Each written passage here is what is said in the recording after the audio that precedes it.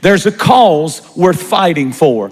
Our families are worth fighting for. It's not easy. It's not easy to hold your family together. It's not easy to raise children in the times in which we live. Everything seems to be against the family and against the home. But when we decide that our families are a cause worth fighting for, God said, then I will fight for you. Fight for your family. Fight for your marriage. Don't give up on it. Fight for it. Fight for your wife. Fight for your husband. Fight for your sons and your daughters, because Satan is on a rampage and he wants to destroy the church, but he can't destroy the church without destroying the home.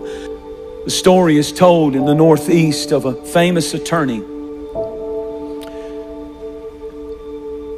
who had an alcohol problem.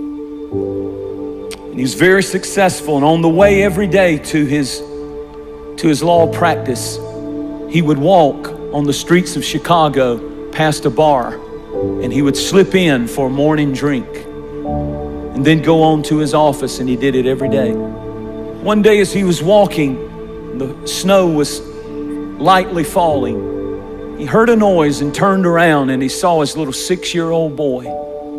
Somehow he had slipped away from his mother and slipped out of the house. And when he looked, the little boy was putting his little foot in the big footprint of his dad.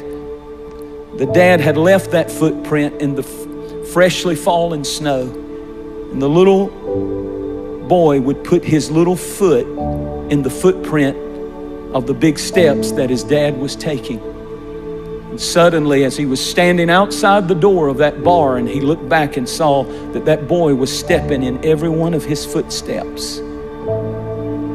And he was smitten with conviction, and he ran and scooped the boy up and took him home and put him in the arms of his mother and ran downstairs. And he says he fell to his knees and he began to weep and cry. And he said, "Oh God, help me to never, ever again allow my footsteps to lead my children to a bar, but let my footsteps lead my children to you."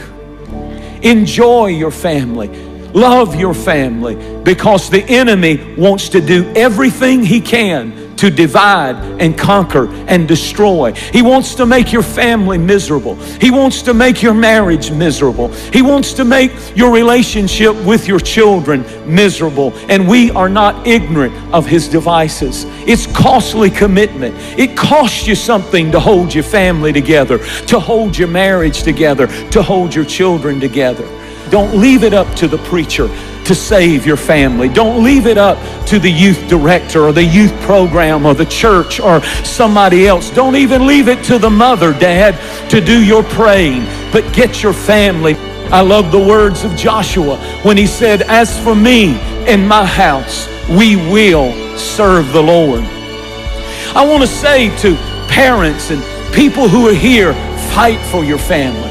Stay in their business and stay in their lives. And when you have to stand up and correct them, correct them. If it hinders and hurts and you have all kinds of stuff going on, stand for what's right. Fight for what's right. Stand on the truth. And you know what? They may go wild, they may get crazy, they may get mad, they may go off. But if you have raised them right, if you have raised them in the house, you don't have to be a perfect family. But if you've done your best to bring them to the house of God and to serve the Lord before them, and you've done your best to have God's presence in your home and in your life, there's something that gets on your family that they will never be ever be able to get away from. As a matter of fact, I just want to tell you, there's nothing more important than what you're doing right now. It's more important than a ball game. It's more important. We've lost that. See, we don't believe this old stuff anymore. But I'm going to tell you, beware of dangerous distractions that take you and your family away at critical times when the children need to be in the house of God. We're fighting for our families. Every time we get up and bring them to church, every time we open the Bible and pray, we're fighting for our families from this day forward. I want to ask you a question. Where are your footprints leading? All that's going to matter when you are on your deathbed is where did my footprints lead them? If you're leading your children to Jesus, if you're leading them to serve Him above all, prioritizing Him above all, then you're leaving the greatest legacy any parent can ever leave.